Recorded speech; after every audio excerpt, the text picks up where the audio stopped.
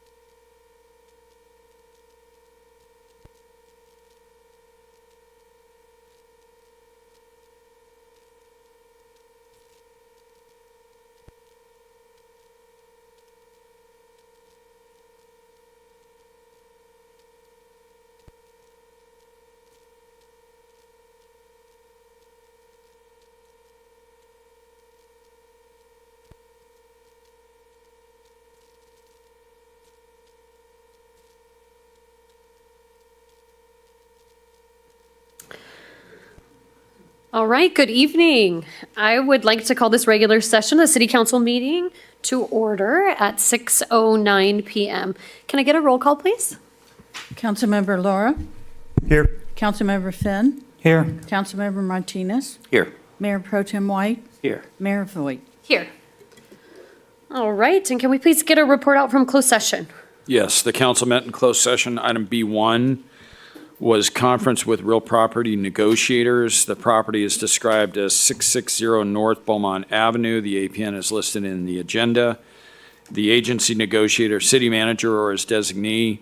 The negotiating party, city of Beaumont as potential buyer, and Doris E. Casey as owner. And potential seller. Under negotiation were price and terms. There was no reportable action taken in closed session. Item B2 was conference with legal counsel regarding potential initiation of litigation involving 6 potential cases. There was no reportable action taken. Item B3, public employee employment. There was no discussion on that item, so no reportable action. Item B4 was public employee performance evaluation. Title, interim city manager, deputy city manager. And that item and B5, which is conference with labor negotiators, the agency designated representatives, Mike Laura and Julio Martinez, and the unrepresented employee, deputy city manager. My understanding is that we're going to go back into those items at the end of the open session and have that closed session. So that concludes the report out. Great, thank you. All right, and we will have our invocation by Pastor Daniel Bologna.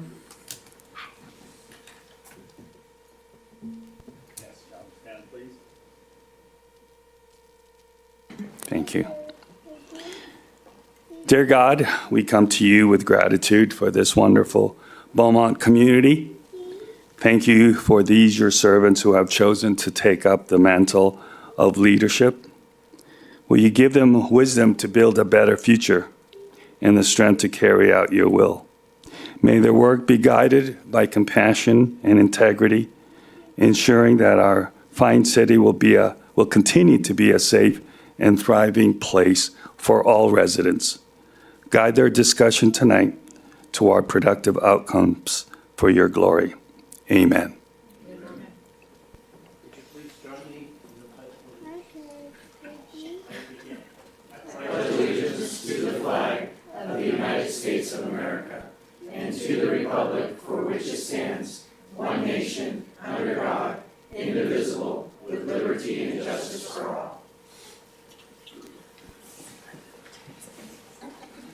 Thank you, gentlemen. And do we have any adjustments to the agenda? Mayor, we have items J3 and J4. We're asking to be pulled, and we will reschedule those items for the April 21st meeting. It's a resolution of intention for annexation number 1 of Baldwin Ranch for the public maintenance services and public services CFD. All right, very good. And we will start off this evening with some proclamations and some recognitions. So we will start first with Riverside County Innovation Month proclamation by Councilmember Lara. Thank you, Mayor. I appreciate that. So this proclamation is for Riverside County Innovation Month, and whereas the County of Riverside has become the hub of innovation, technology, and entrepreneurial activity that should be highlighted and shared throughout California. And whereas encouraging innovation and supporting entrepreneurs is a foundation for creation of high-paying jobs and the stimulation of new business investment.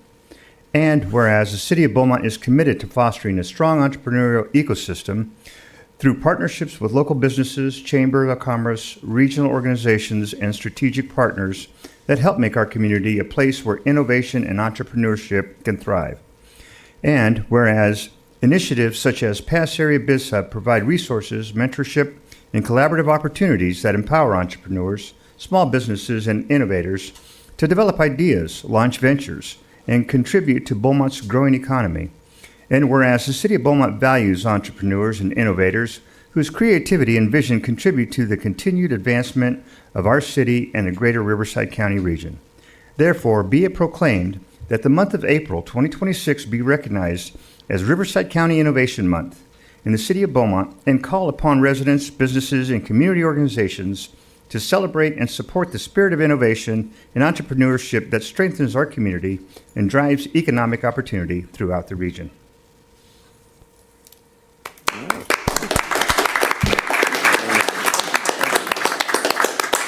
Did we have somebody from the county here? Excellent. did. Come on up.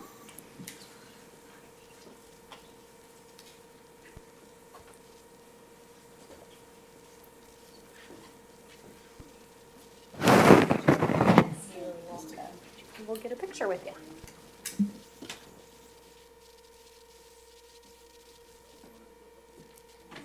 Oh, yeah.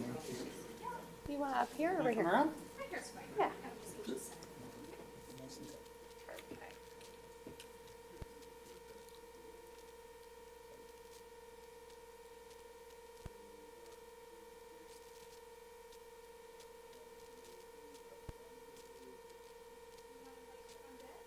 Yeah, sure.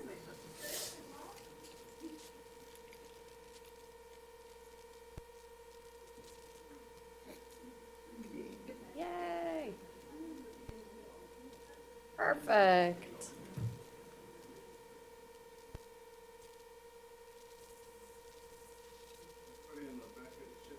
One little step.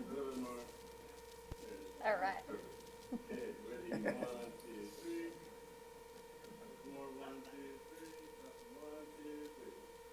Perfect. All right.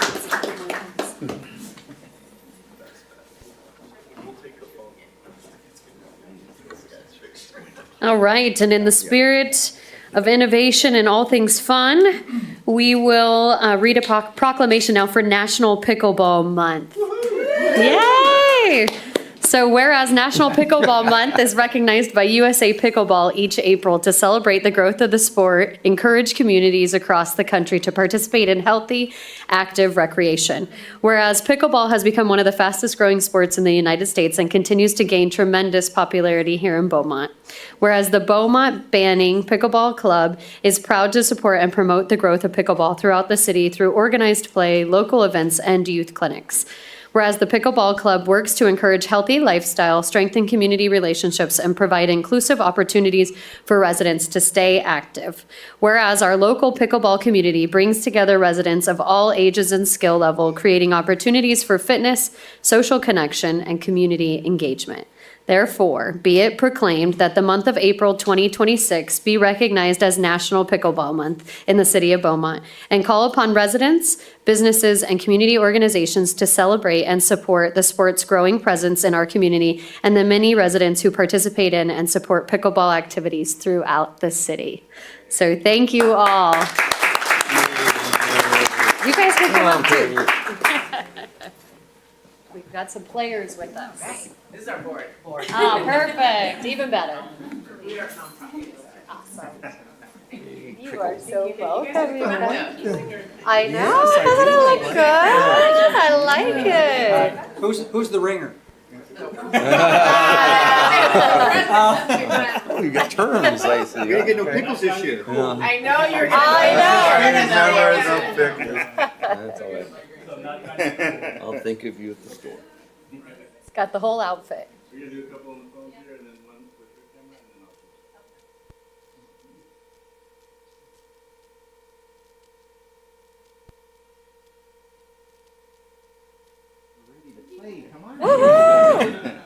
They didn't have a smaller camera?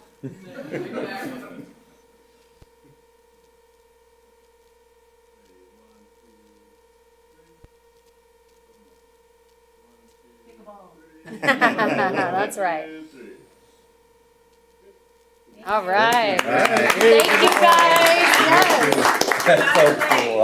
Yeah, we need to. You We bet. really had like 64 people that night. I was down at Noble Creek and saw that. Monday, Wednesday, and Friday. May 3rd, I think there's a tournament for the American Heart Association. I'm playing it out in the desert. Yes. Okay. All right, and now we will recognize some of our behind-the-scenes staff with our Dispatch Appreciation Week proclamation by Councilmember Fenn. Thank you. So officially, it's our National Public Safety Telecommunicators Week. So whereas public safety telecommunicators, also known as dispatchers, are the first and most critical point of contact for individuals seeking emergency assistance, and whereas these dedicated professionals serve the residents of the city of Beaumont by answering emergency and non-emergency calls, providing life-saving instructions, and coordinating rapid response efforts with law enforcement, fire, and emergency medical services. And whereas dispatchers exhibit professionalism, compassion, and composure under pressure while handling urgent and often life-threatening situations. And whereas their work requires extensive training, quick decision-making, and the ability to remain calm in times of crisis, ensuring the safety and well-being of the community. And whereas the second full week of April is recognized nationwide as National Public Safety Telecommunicators Week, providing an opportunity to honor and thank these unseen heroes for their service. Therefore, be it proclaimed that the mayor and city council of the city of Beaumont do hereby recognize the second full week of April as National Public Safety Telecommunicators Week, and encourage all residents to join in recognizing and expressing gratitude to the dedicated dispatchers who serve our community with unwavering commitment and professionalism. Thank you.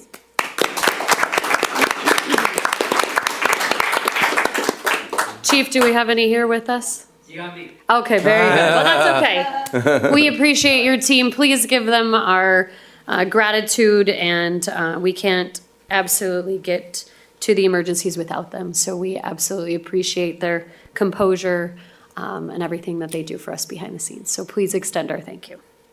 All right, and lastly, we will recognize National Property and Evidence Professionals Appreciation Week by Councilmember Martinez. Thank you, Mayor. So this proclamation is for the National Property and Evidence Professionals Appreciation Week for April 4th through 11th, 2026. So whereas property and evidence professionals serve a vital role within the criminal justice system by ensuring the proper collection, preservation, storage, and documentation of evidence essential to investigations and prosecutions. And whereas these dedicated professionals support the mission of the Beaumont Police Department by maintaining the integrity of evidence, safeguarding property, and upholding strict legal and ethical standards, and contribute to successful case outcomes and the administration of justice. And whereas property and evidence personnel demonstrate exceptional attention to detail, accountability, and professionalism while managing complex systems. They also adhere to evolving laws and best practices and ensure the safety and accuracy of critical items entrusted to their care. And whereas their work often occurs behind the scenes, yet is fundamental to public safety, reinforcing community trust through transparency, accuracy, and the responsible handling of property and evidence.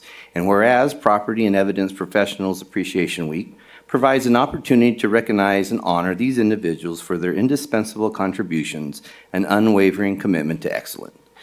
Therefore, be it proclaimed that the Mayor and the City Council of the City of Beaumont do hereby recognize the designated week of April 4th through 11th, 2026 as Property and Evidence Professionals Appreciation Week, and encourage all residents to join in recognizing and expressing gratitude to the dedicated professionals who uphold the integrity of our justice system and serve our community with diligence and professionalism.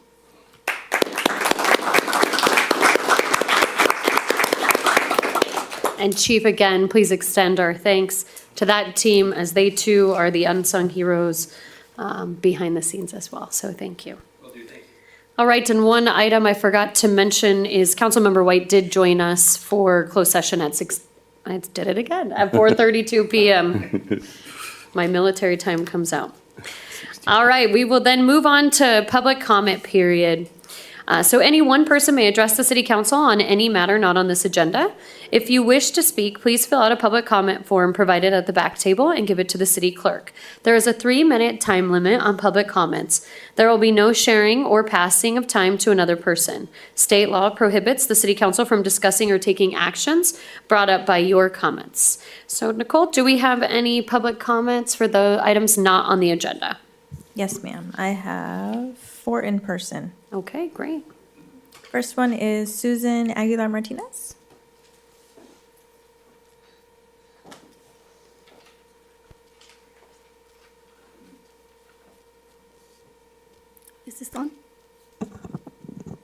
Hi. Good evening, Mayor Voigt, members of the City Council. My name is Susan Aguilar Martinez, the president of the Beaumont Educational Support Team, better known as BEST. On behalf of the BEST Board, I want to express our deep gratitude for supporting and providing a sponsorship for our event, Night of Stars Illuminating Futures. It was a huge success and it exceeded our expectations. And you were amongst our sponsors that we shared the success with. We were able to raise $30,500 in net funds. We are a 100% volunteer 501c3 organization and are a tiny but mighty group of volunteers since 2014 who has been providing scholarships throughout the Beaumont Unified School District in support of our students. Due to the amount of support we received that included your sponsorship and the community that joined us, we were able to support students with scholarships throughout the Beaumont Unified School District. That includes Beaumont High School, Beaumont Middle College, Glenview 21st Century, and our Beaumont Adult School VN program. The evening highlighted our students and their talents, from our students in our advanced band at Summerwin, our CT culinary students that provided the appetizers, to our many artists that supplied the artwork for the live auction. This will be an annual event whose theme will always reflect and light the path for our stars, our students, our future. Thank you again for believing in our vision and supporting our students. Thank you.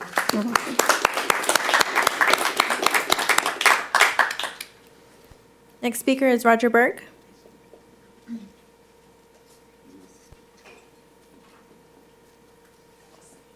Good evening, Mayor Vogt and council members. It's been a long time since I've been down here, and you guys are doing a great job, and I didn't realize how much work I put in till I got off the council, how much it took. But I'd like to talk to you tonight about golf carts and electric motorcycles that are being ridden on the street and in our city parks. They're destroying the parks. I see employees out there working hard on them. I see electric bikes out there going through the playground at Three Rings, across the baseball field. I've seen them driving up and down the street. You've got a school district employee that drives their golf cart into the parking lot at Three Rings. And I've seen them over on the sidewalk at the school over there off of 8th Street. I've seen them down at the park down at DeVorge. Some of these folks think they're entitled to ride them. They're not legally registered. They're dangerous. They've got minors in there. I seen a 16-month-old baby in one the other day. And I thank you guys for putting the ordinance on for the helmets and everything else, because we want kids to go out and have fun. We want them to ride their bicycles. They have electric bicycles. I don't really care. They're pedaling and everything. That's great. They're out in the outdoors. They're doing things. But they got to do it safe. We shouldn't have 13-year-olds riding golf carts through the park. We shouldn't have parents allowing their kids to do that. And I've said something to some of them, and I get the F word to me.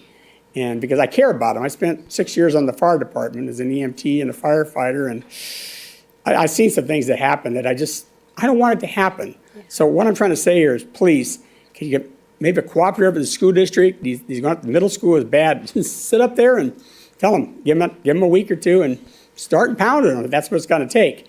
Because the police are doing all they can. But they need the school district to cooperate. They need the parents to start cooperating and realize we're one community and we don't want our assets destroyed. You guys have spent a good job on fixing the parks and everything. When Stewart Park eventually gets rebuilt, it's going to be nice. I don't want to see these things destroyed. A lot of people put a lot of work in over the years, and so I'm just asking you, please take a look at it, see what you can do to make these people. It's fine down there around Walmart. They got license and everything, but here, there's just no place for golf cart parts up there. It's just not available, and they got kids that got to pick up at school. Thanks a lot. You're welcome. Okay. Thank you. Just as a quick little side to that, at the Cal Cities meeting recently, there's a lot of legislation that's focused on this specific thing as well. So I appreciate the comments. Next speaker is Sharon Carrillo.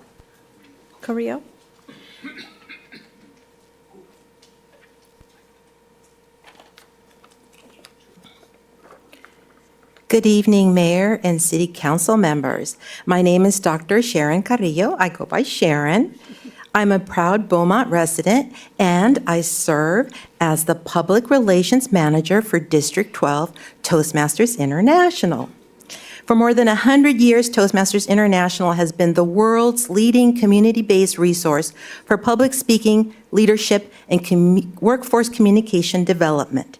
Today, organizations such as Google, Toyota, ESRI, IEHP rely on Toastmasters to help their employees strengthen presentation skills, lead teams effectively, and communicate with confidence. These skills are not soft skills, they are the core workforce competencies. Employers consistently rank communication, leadership, and critical thinking among the top skills needed for economic growth, employee retention, and workplace advancement. Communities that invest in communication skills invest directly in economic vitality, particularly during these times. The Endless Opportunities Toastmasters Club, this is the good news, by the way, which many of you may remember meeting at Jitters Cafe on Ramsey, just a few blocks from here, has now relocated and is now meeting Mondays at 6 p.m. at Johnny Russo's in Banning, just like I said, a few blocks from here. This makes the club easily accessible to Beaumont residents, club business owners, students, job seekers, and city employees from Beaumont. To introduce the community to Toastmasters, we will be hosting an open house on Monday, April 20th at 6 p.m. We invite warmly the City Council and the public to attend. Shortly, I will pass out some flyers for your convenience. Today, the club president, Minerva Covert, and I welcome the opportunity to connect with the city to explore how the Endless Opportunities Toastmasters Club might formally support Beaumont's economic development and workforce growth initiatives. This could include outreach to local employers, collaboration with workforce training programs, or serving as a resource for residents preparing for interviews, promotions, and leadership roles.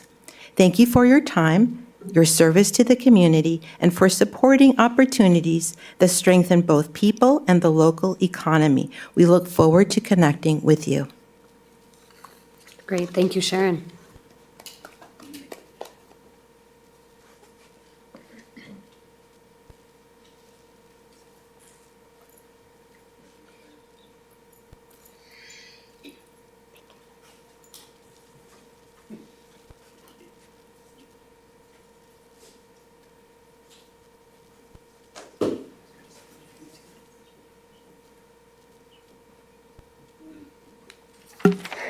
Next speaker is Minerva Covert.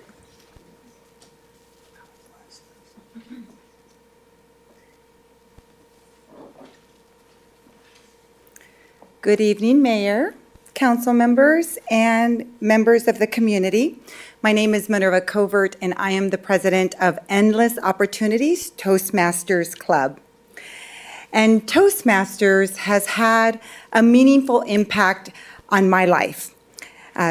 Toastmasters has helped me not only as a speaker, but as a leader and as a business owner. Communication is the heart of what I do. And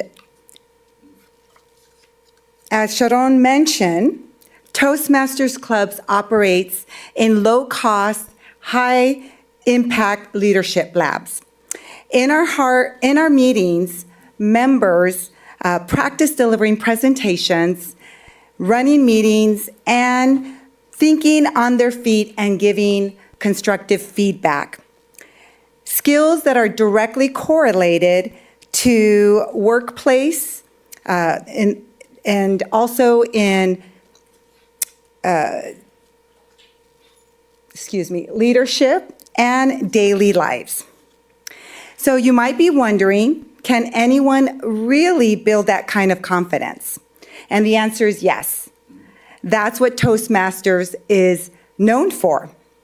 And as club president, I've seen incredible transformations from individuals who once felt nervous speaking in front of others and are now leading meetings, giving presentations, and stepping into leadership roles with confidence. And that's the kind of growth that doesn't happen by chance. It happens in a supportive environment where people show up, stay engaged, and are encouraged every step of the way. And we really believe that Toastmasters is a valuable resource for the city of Beaumont because when individuals grow in confidence and in communication, they contribute more effectively and in the workforce to local businesses and to the community. So here's my invitation. Do something your future self will thank you for. As Sharon said, on Monday, April 20th, we're having our open house at Johnny Russo's at 6 p.m. Come and see firsthand what this experience is all about, meet our members, and discover how you or those you serve can benefit from it. You won't regret it. Thank you. Thank you. Simone, do we have any callers on the line? We have no callers at this time. All right, thank you for everybody who spoke today. All right, we will move on to our consent calendar. Are there any items to be pulled for discussion?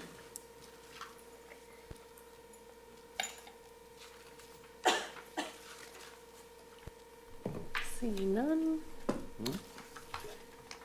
Mayor, seeing none, I'll make a motion to approve consent calendar items G1 through G13. I'll second. Can I get a roll call, please? Councilmember Laura? Yes. Councilmember Finn? Yes. Councilmember Martinez? Yes. Mayor Pro Tem White? Yes. Mayor Voigt? Yes. And that will take us to our youth council report. No report, Mayor. Okay, and seeing no public hearings, that moves us on to our action items.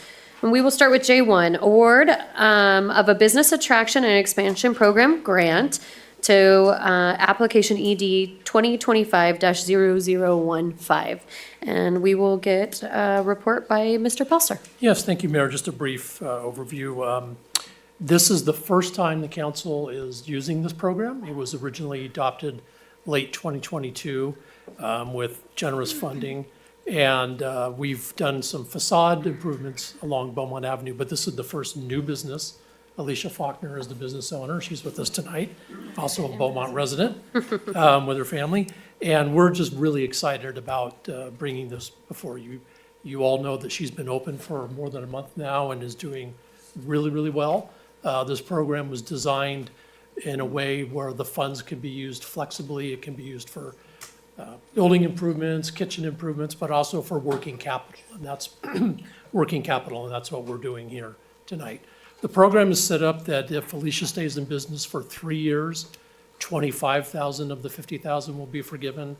And if she stays in business successfully for 5 years, the full 50,000 would be forgiven. She has executed a promissory note, so in the event that things didn't work out as we would like them to, there are repayment terms in the loan, but I don't think we're going to need to worry about that. So I'm happy to ask her any questions. We could ask her to come up and talk a little bit about her success so far, if you like. Sure.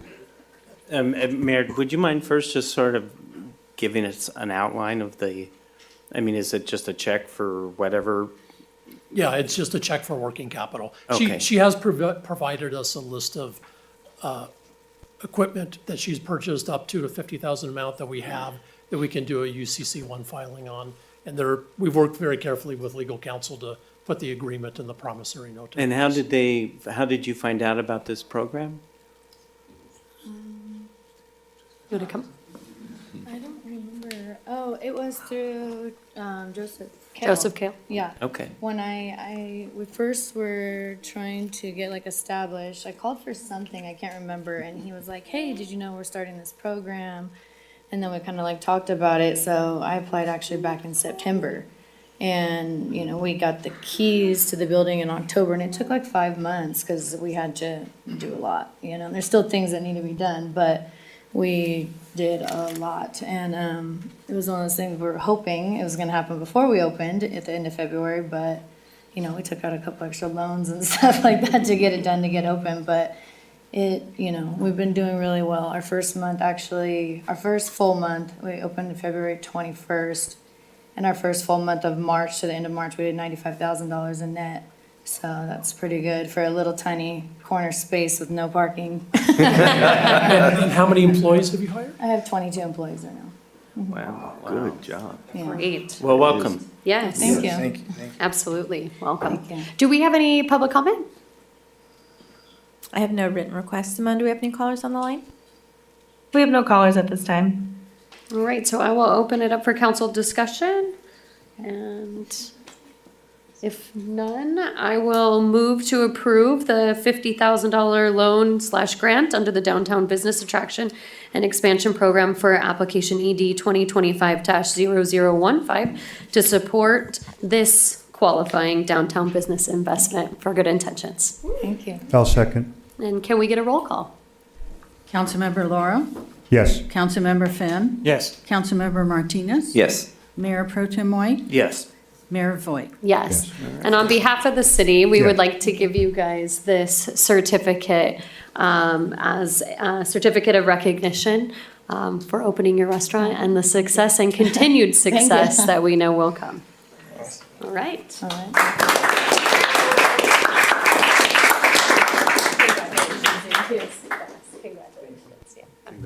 Congratulations. We'll grab a picture with you guys. Yes, we have. Yes, we have. We'll take a quick picture with you guys. Ribbon cutting. Yes. Oh, yeah.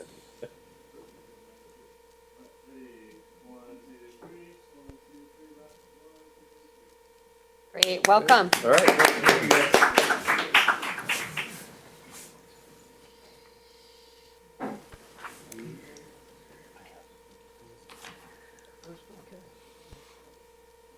All right, that will now move us to item J2, establishing a minimum savings threshold and eliminating the escalating debt structure on certain CFD bonds. And I believe this is Michael Bush. Yes, he is here in In person. In person. Flesh.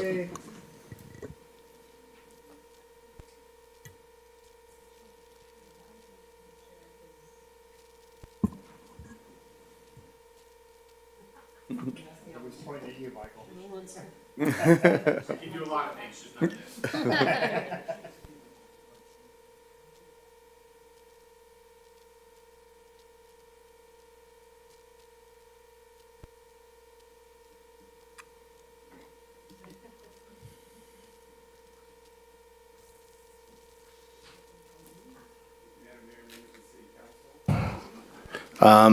This is the third year, I think, that we've come forward to present this item to you and get some policy direction from the council. As you know, your staff report is due several weeks before the council meeting, and the staff report contained a savings data chart, which we show at the top of this document for reference. In the past several years, the council has agreed to a two-part threshold, a 3% savings or a $200 annual savings per parcel. And as you can see in that first box, only one CFD met that expectation. I've asked Tom Jacob, who's here from Stiefel, who's worked as the underwriter on many of these transactions, to update the report based on current market. And you can see as of April 7th, the same one was there. However, we got a ceasefire today. And we've already seen rates drop 8 basis points. So we're 1/3 of the way to the list on the bottom. So the reason why we wanted to come before you today, although it may look a little bleak, is 25 basis points can be moved really quick. And so we believe the 4 on the bottom that you see targeted in the light blue, the Tournament Hills, Sundance, Fairway Canyon, and Sundance 2016-2 are the 4 we're going to target this year. You can also see a couple of them have escalators, which we would be removing, which would increase savings if we could remove those. This information does not include any cash on hand that the city may have. So we've been communicating with Lisa in a few weeks' time, 2 or 3 weeks. We'll be adding that data in to see what that does to the number. And we'll come back to you if these turn out to work. The one thing I do want to disclose, your financing team works for the most part. There's one exception on a contingency basis, meaning if we don't have bonds to sell, no one gets paid. And so we all agree as a financing team to take some level of risk to put this together if the market is close. The only obligation you would have to pay is if we go for a bond rating. They don't work contingent. They want to get paid. And so we'd feel pretty confident if we decided to go that far forward that we have something to work with. Mr. Jacob and I have been talking a lot in the last several days with other colleagues. We've been waiting for some good news to come out of what's going on in the Middle East. We have a 2-week ceasefire. We'll see what happens after that, but it could be what we need to get us back to where we were initially. Prior to your staff report due date, the 4 on the bottom all worked at current market rates. So we're optimistic that we'll be coming back with hopefully some good news with those 4 that we're targeting. And so tonight, all we are asking for is your blessing to use those thresholds or another threshold that you like to continue to monitor these. And if others come to fruition, we'll come back with those as well. All right, great. Can I check for public comment first? Oh, okay. Do we have any public comment on the matter? I have no written requests. Simone, do we have any callers on the line? We have no callers at this time. All right, and with that, I will hand it over to Mayor Pro Tem White. Yeah, I could see So he's anxious. As far as, Push that button so fast it kind of startled me for a second. it's gonna be easy tonight. Okay. So all you're asking us for tonight is to give you direction on thresholds. Yeah. So we're not talking about any specific, Correct. CFDs that one of us may be. Correct. Impacted by. Correct. Okay. That was my Good. That's a question. good clarification. That is correct. All we're asked to do is to reaffirm if your thresholds from the prior years are still the thresholds you want to Okay. use. That, the ceasefire, I hadn't heard that. Yep. So that was Yep. very good to know. The market So, reacted very quickly. I bet. Okay, do we have any other council discussion? Do we have any suggested changes, or are we sticking with the 3% or the 200? Okay, then I will continue, I will entertain a motion then. Or do you just need direction? Yeah, just direction's fine with Okay. me. That's fine with your Then attorney. it sounds That's fine with like me. you're good to go. Great. Thank you. All right. Good to see you, Michael. Thanks for coming and seeing us. Sure, you're welcome. Always a pleasure to be here. And thank you as well. All right, we are moving past J3 and J4. We'll be headed to J5. Beaumont Transit Comprehensive Operational Analysis Update. And that will be given by Leslie Palayo. Yes, ma'am. Did you see the text? What's that?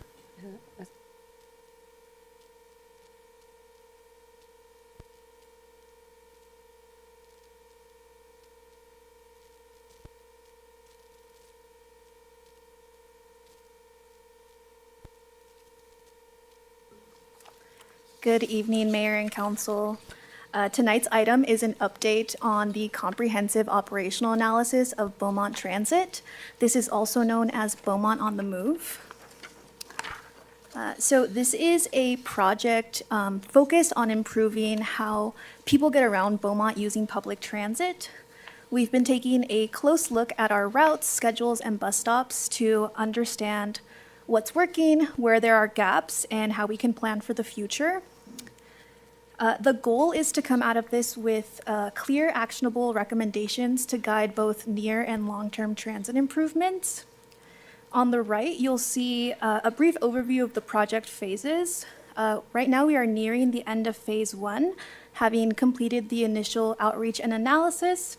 And tonight, we'll be sharing some of those findings before moving into the next phases where recommendations will be developed. And with that, I'm going to hand it over to Ron Kilcoyne from Transportation Management and Design, who will be walking us through some of those findings. So, there we go. Thank you, Leslie. By the way, I did eat at Good Intentions tonight for dinner, so. Anyway, the study element is the study is broken into three pieces.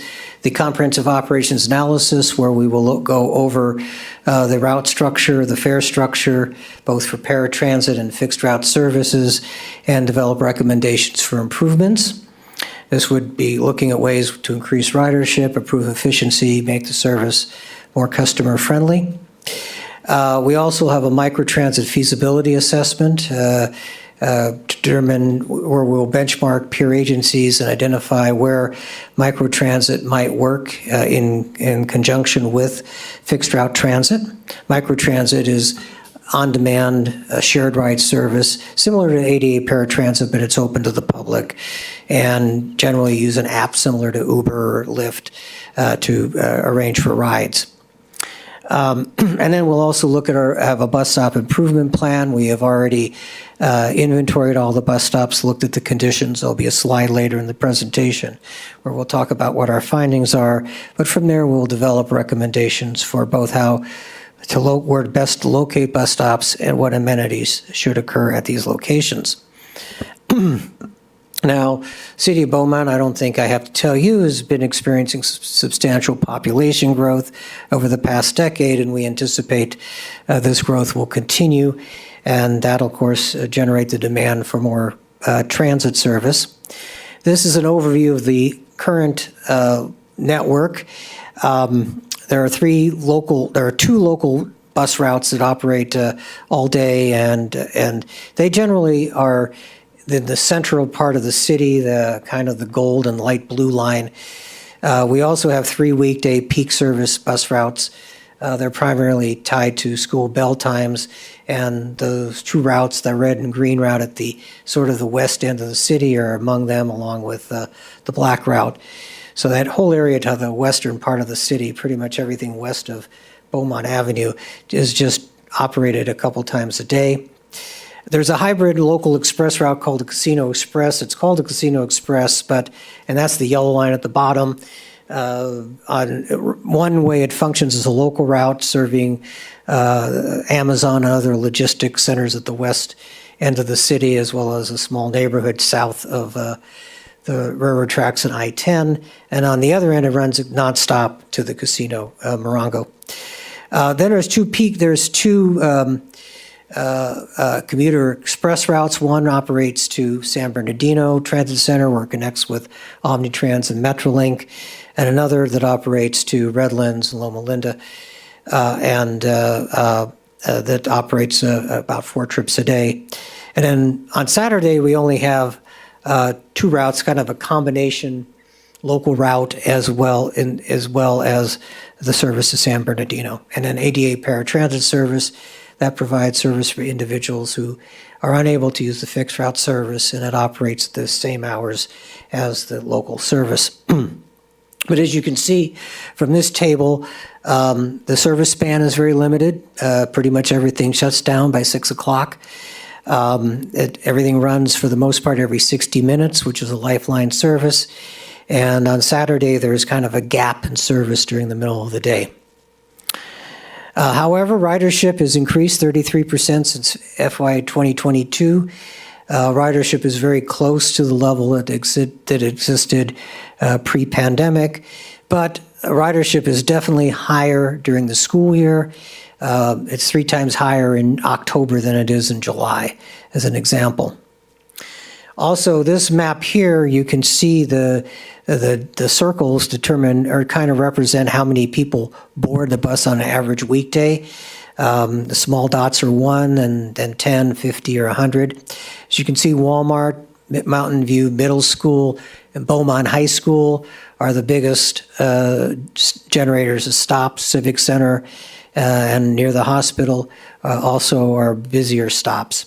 On weekends, on Saturdays, I should say, we don't run on Sundays, but on Saturdays you can see the service is very limited, and again, Walmart is your busiest stop, followed by the San Bernardino Transit Center. Now this shows our individual routes. The 7.1, 7-19 and 7-2 run our peak hour only. They only have 4 trips per day, but as you can see, their ridership has nearly as close to what routes 3 and 4, which operate all day, along with the Casino Express and the 120 route. So most of the boardings, those 3 routes generate a big chunk of the ridership. And this, of course, illustrates the impact that schools have on ridership. As you can see, 7 a.m. hour and the 3 p.m. hour far exceed boardings at any other particular time of the day. The dark colors are weekday, and the light colors there represent Saturday. Now, the chart on the left shows all travel, and these two tables, actually, these two charts show all travel, not just transit travel, but all internal travel within the city of Beaumont, whether it's by car or bicycle or walking, basically any trip that's more than half mile in length. And as you can see, even when you look at all travel, again, the morning peaks and as well as the afternoon around school time generate significant amount of ridership. The light blue there represents what happens on Saturdays. The chart on the right breaks this down by trip purpose. And as you can see, dining and school and shopping and errands represent a lot of the trips. Now, you'll notice that on the very far right there, the work trips are very low. And that's because a vast majority of the work trips in Beaumont go outside of the city of Beaumont. And these charts here are only looking at internal travel within Beaumont. So as far as accommodating work trips, it's kind of a big challenge for transit. And obviously, though, as far as covering the other types of trips, it is something that can be useful. Now, who rides Beaumont Transit? Well, 58% of the riders are students, and 56% are under the age of 18. However, if you notice here, 59% of the riders said they could not make their trip without Beaumont Transit, so they are pretty much dependent. And not surprisingly, the riders tend to have lower household income. Now, I would take this a little bit grain of salt when you're asking some riders, although we're asking for household income, a lot of people might just be talking about their own personal income. Therefore, it might skew a little bit lower than it really is, but still, I think, is pretty representative of what you'd experience. Now, we asked riders, we did a rider survey, and we think that, this was done by a professional survey firm, and we think that we actually got pretty much most of the riders over the course of the period of time, or a very good representation of the riders. And we asked them 2 questions. What's the most important benefits? How important do you rate frequency? How important do you rate bus stop amenities, span of service, on-time performance? And then we also asked them, how satisfied are you with these same levels of benefits? And then the difference here, the top priorities for improvement are the areas where we found the biggest difference between what they rank as important and what they rank as their satisfaction. And the top priorities for improvement was improving on-time performance, increasing the hours of operation, that's starting service earlier in the day or particularly running later in the evening, and then the condition of the bus stop amenities. The things that they're most satisfied with were what they deem as important versus what their satisfaction level is: the cost of riding the fares, the ease of paying fares, the accuracy of arrival time information, and safety on the buses. But we also conducted a non-rider survey, and again, this was structured to make sure that we were representative of the full community.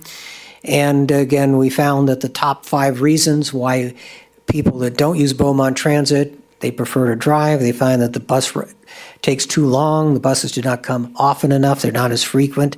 You saw the slide earlier. Basically, every service is once an hour, which is in essence Lifeline service.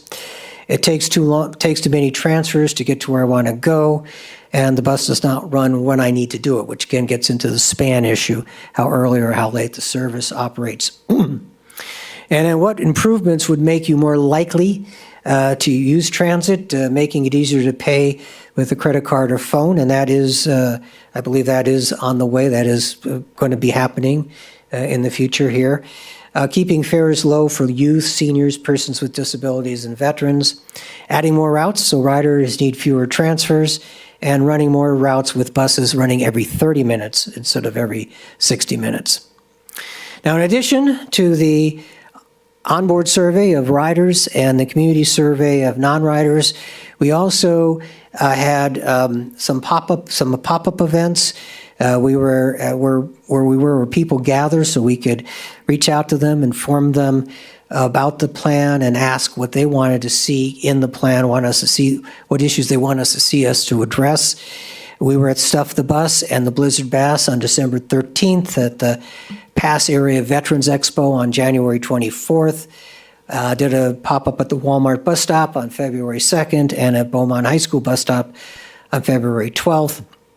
In addition, we had an in-person workshop, open house here at City Hall on February 25th, and a virtual meeting on February 26th. And from this, Mayor, again, this was not scientific, but sort of a general view from the community. We found expand service coverage and connectivity to new places, address gaps in service span, and once again, this was primarily focused on weekends. Improve safety, comfort, and bus stop amenities.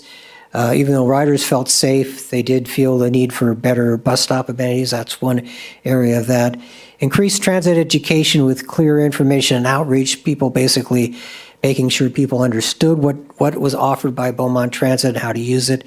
And increase accessibility with seniors and students in mind. Now, I also mentioned at the very beginning that we did a bus stop inventory. There are 129 bus stops currently used by Beaumont Transit. 26 of them have a bench and 23 of them have a shelter. But one of the most, startling findings, we found that technically 96 of the 96 stops are inaccessible. That's almost 3/4 of the stop. Either they have boarding areas that are too small, they have no sidewalk or paved boarding area, they have no connection between the sidewalk and the boarding area, like a landscape strip. There's a sidewalk here, a landscape strip, and people have to walk on the dirt or grass or whatever. And then one stop has a boarding area that's too steep. So what's next for Beaumont on the Move? Well, based on what we heard from the community,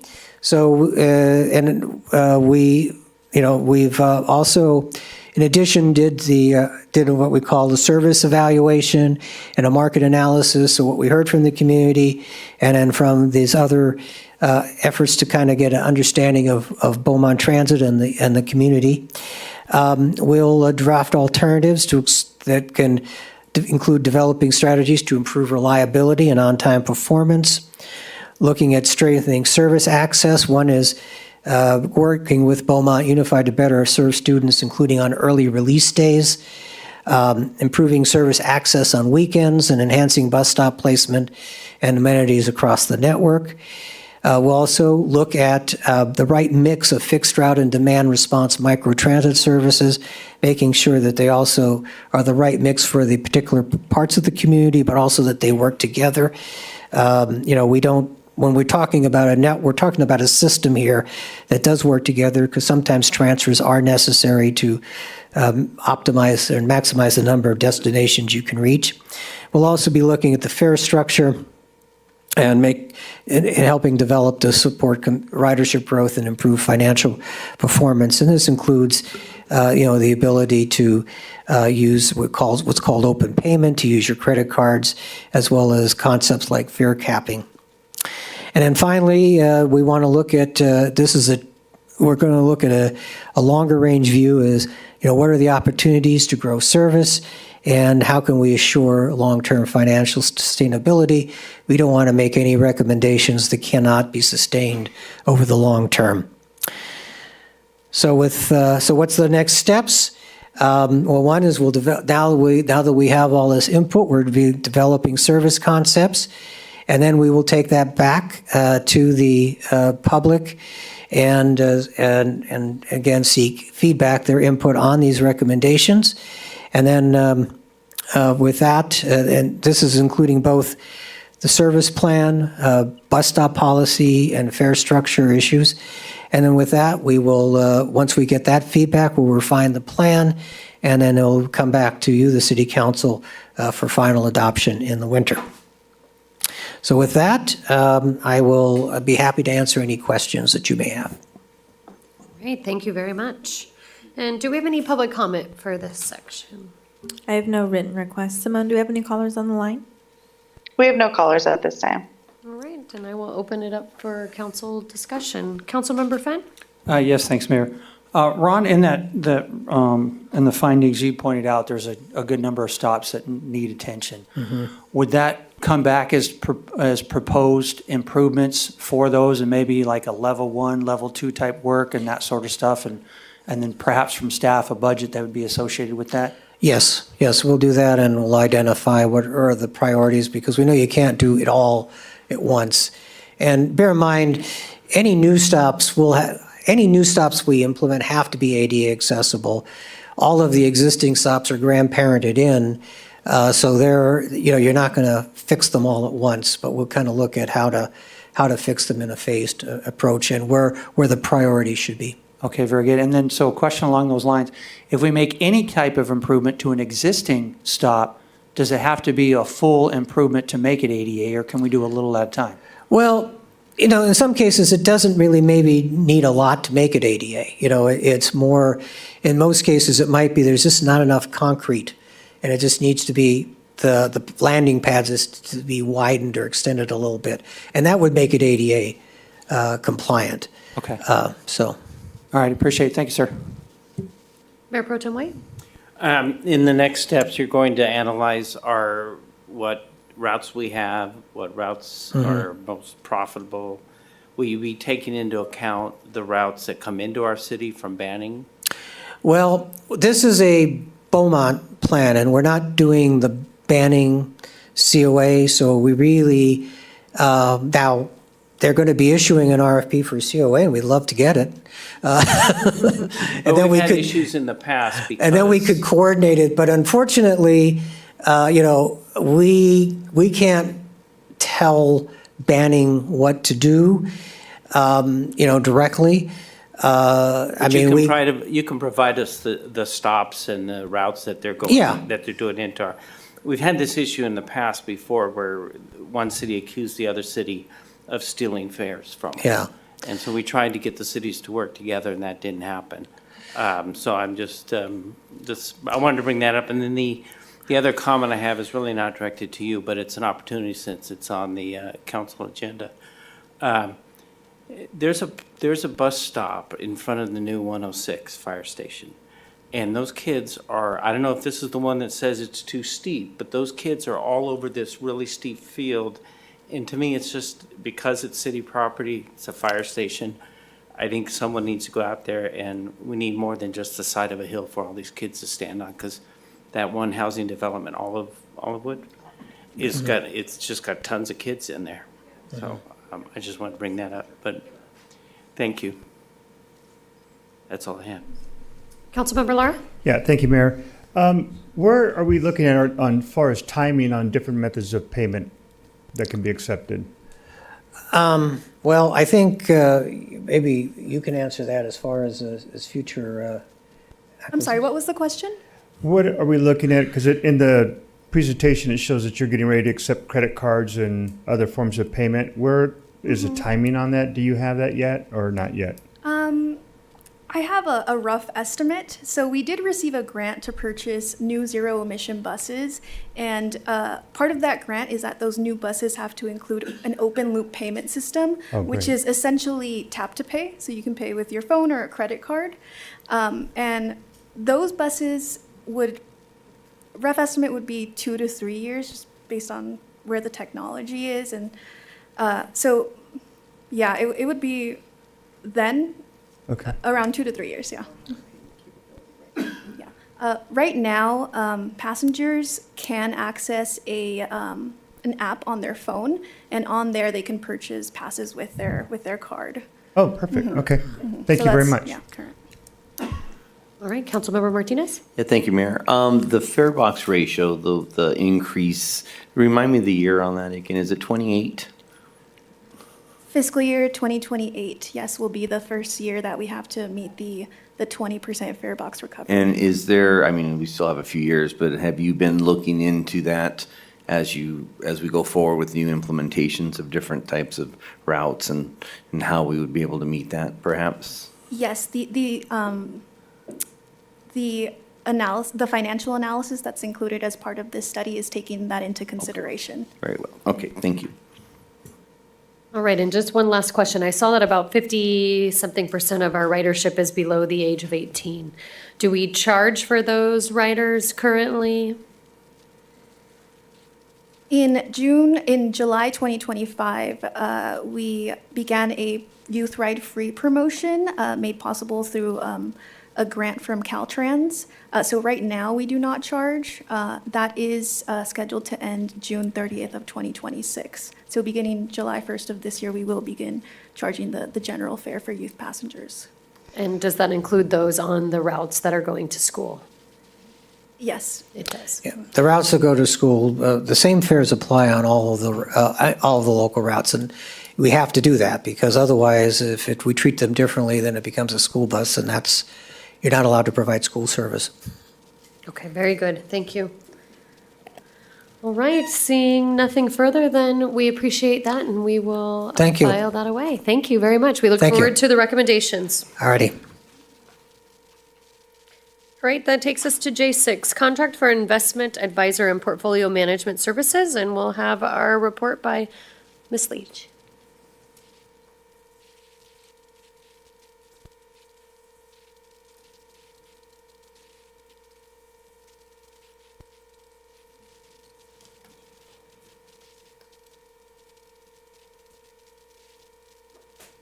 Well, good evening, Madam Mayor and Council.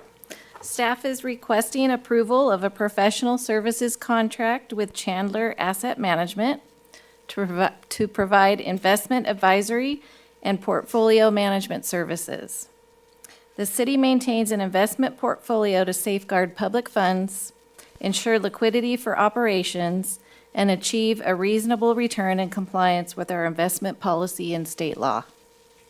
With our current contract set to expire in July 2026, staff conducted in a competitive RFP process, receiving 10 proposals and evaluating them based on qualifications, experience, approach, and cost. Following interviews and a thorough review, Chandler Asset Management was identified as the most qualified firm with strong municipal experience, a conservative safety-first investment strategy, and a highly credentialed advisory team. The proposed contract provides comprehensive services, including portfolio management, market monitoring, compliance oversight, reporting, and staff training, all aligned with industry's best practices and the city's investment objectivities of safety, liquidity, and yield. The agreement is for a 5-year term with options for 2 one-year extensions, consistent with our municipal code. Importantly, the cost of these services will be paid from investment earnings, resulting in no direct impact to the general fund. Approval of this contract will ensure continuity, strengthen oversight, and position the city to effectively manage its investment portfolio in a prudent and transparent manner. Staff recommends that the City Council approve the 5-year contract with Chandler Asset Management, Inc., to perform investment advisor and portfolio management services with options for 2 one-year extensions. And I also have Mia, who will be our rep for Chandler on Zoom if you have any questions for her. All right, great, thank you. And Nicole, do we have any public comment? I have no written requests. Simone, do we have any callers on the line? We have no callers at this time. All right, and with that, I'll open it up to council. All right, seeing nothing, I will entertain a motion. Mayor, I'll make a motion to approve the 5-year contract with Chandler Asset Management, Inc. to perform investment advisor and portfolio management services with the options for 2 one-year extensions. I'll second. Can I get a roll call? Councilmember Laura? Yes. Councilmember Finn? Yes. Councilmember Martinez? Yes. Mayor Pro Tem White? Yes. Mayor Voigt? Yes. All right, that takes us to item J7, to authorize the employment contract with city manager. And the staff report will be by Ms. Mendoza. Good evening again, Mayor and Council. Thank you very much. You have before you an employment agreement with Mr. Christopher Boatman, appointing him to the position of city manager. Mr. Boatman has a master's degree in public administration, almost 20 years experience in local government, most recently serving the last 5 years as an assistant city manager. The agreement in front of you begins on May 11th, 2026, with an initial gross salary of $320,000 per year. Highlights of the contract: retirement and deferred compensation include, upon validation, CalPERS Classic membership at our current formula at 3% at 60, a city-paid contribution to a 457 compensation account equal to 4% of his base salary.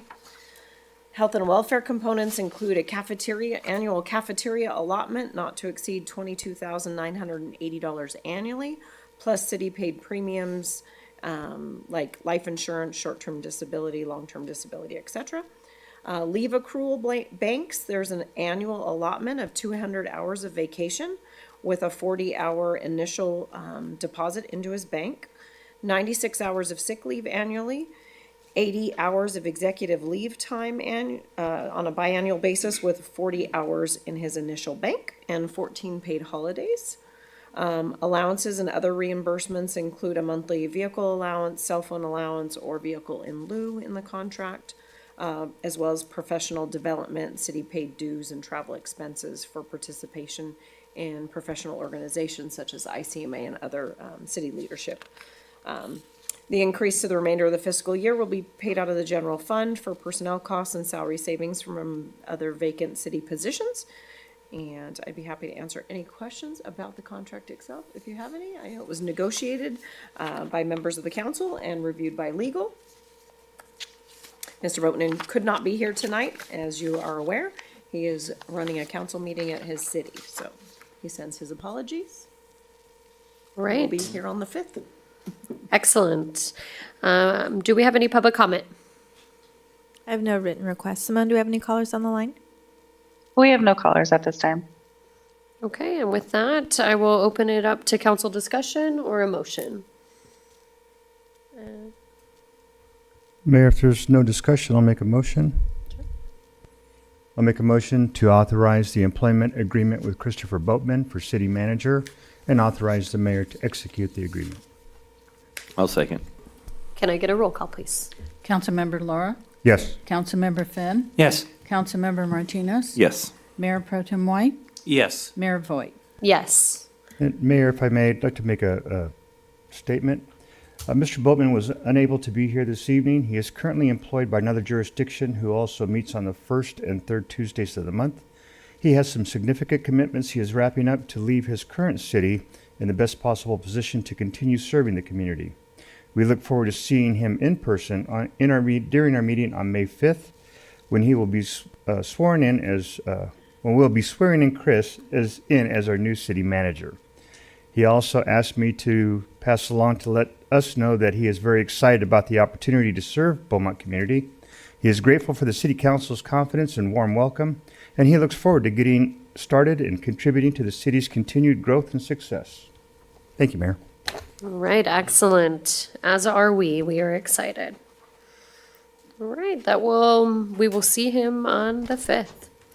And that will move us to J8, adoption of a policy in the event of a disruption or telephonic or internet services during public meetings. And that will be Ms. Railwright. Good evening, Mayor and Council. This item is an adoption of a policy. This is to be in compliance with Senate Bill 707. And this is a formal way to describe how the city will respond in the event of a disruption of internet services or streaming during a public meeting. The policy fulfills this mandate and reinforces the commitment to accessible and open government. The attached policy applies to all of the open and public meetings of the City of Beaumont at which remote public participation is offered or required. And I can answer any questions on the policy. All right, thank you. Do we have any public comment? I have no written requests. Simone, do we have any callers on the line? We have no callers at this time. All right, so we'll open it up to council discussion. Councilmember Fenn? Yes, thank you, Mayor.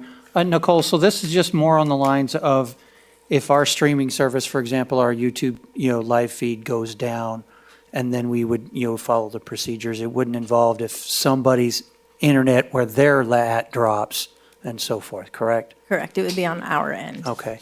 And would we know within the booth here if that service has gone down? Would somebody that's in a part of the meeting be monitoring that and be aware of it, that it's gone down to the public?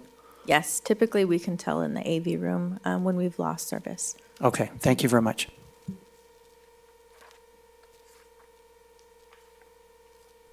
All right. A quick question for you with regards to this as well. If there is a interruption or threats that are being made through Zoom, this would come through as the disruption at that time as well. Yes, this applies more towards the streaming side of things. Okay. If we were no longer able to give access to the live meeting, it doesn't necessarily respond to disruption. That's more so with Robert's rules and the internal policy. Okay, very good. All righty, seeing no other council comments, I will move.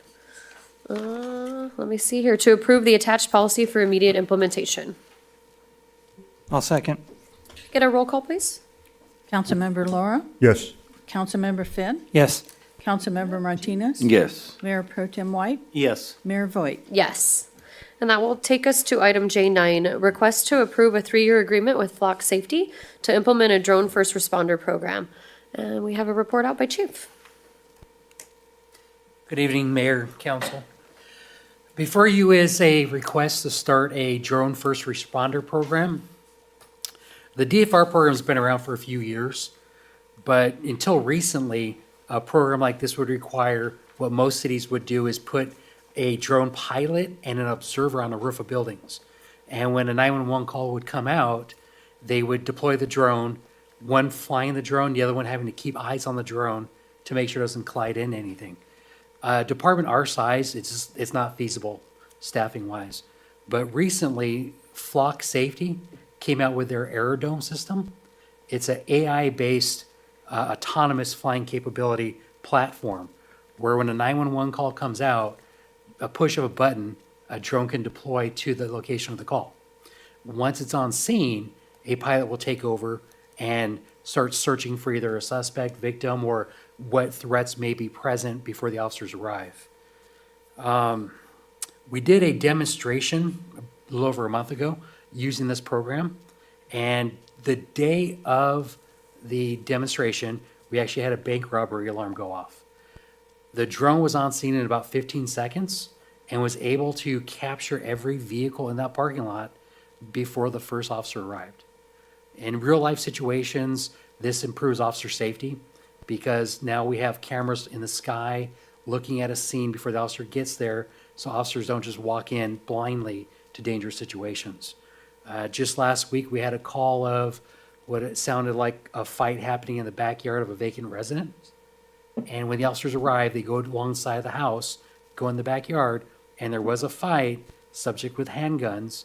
Luckily, in that situation, they decided to hop the fence and run instead of using what was in their hands towards our officers. And the officers would not have known until they were in the backyard.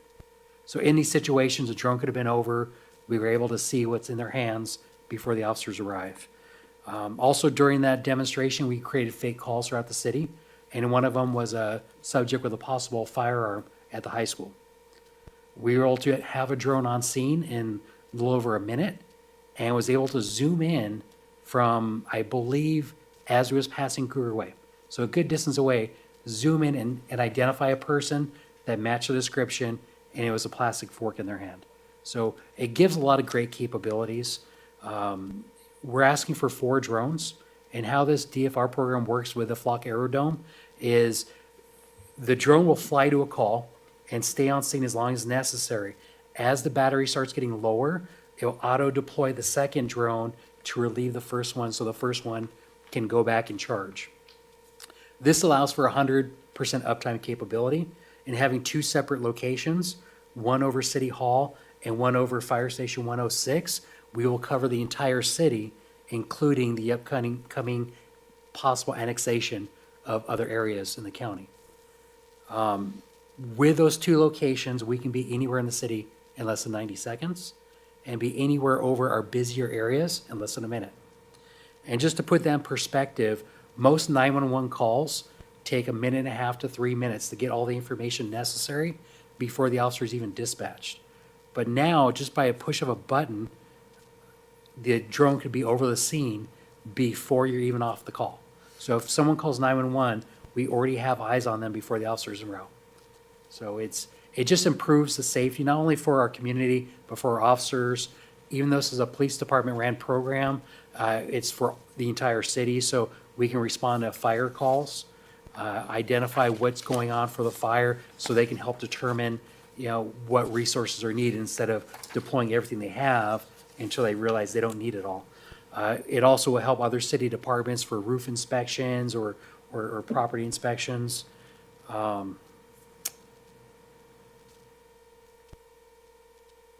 One thing I'm really excited about this program that is not in the staff report is I've been in communication with the Beaumont High School, the CTE Pathways program. They have a law enforcement class, and we're in discussions right now where we add a drone component to it, a drone operator component, I should say. And it'd be the first time ever that we've worked with the school to create a pathway for high school seniors to a career with the police department. And that's on top of just if they want to be a police officer, but if they want to be drone pilots, we're anticipating this to be a very successful program, and we love to just incorporate bringing our local residents into this program. And I'm really excited that we're in these discussions. Now, we're looking at a 3-year agreement. The first year, they're waiving the aerodrome technology costs, which is $150,000. So the cost of the drones for year 1 is $200,000. There's also a setup fee. We need to add the electrical and data cables to the roofs. And we also have to purchase a flight station, some computers. We're estimating about $24,000 to equip each building and about $10,000 to set up a flight operation area. The first year cost of the drone program, including all the associated costs to get it going, we are planning to use our salary savings to pay for year 1. So it'd be zero cost to the general fund. And we're asking that council approve this contract, assuming the cost, adding it to our budget in the future years. I believe that's fiscal year 27, 28 and 28, 29. We do have a staffing requirement for this, and we understand we don't have all the money in the world to just be adding positions, recklessly. So we do expect a sergeant vacancy due to an upcoming retirement. And that sergeant, it was funded for a crime suppression unit, a team that doesn't exist anymore at this current time. So it's a position we won't be filling right away until we get our staffing back up in the future.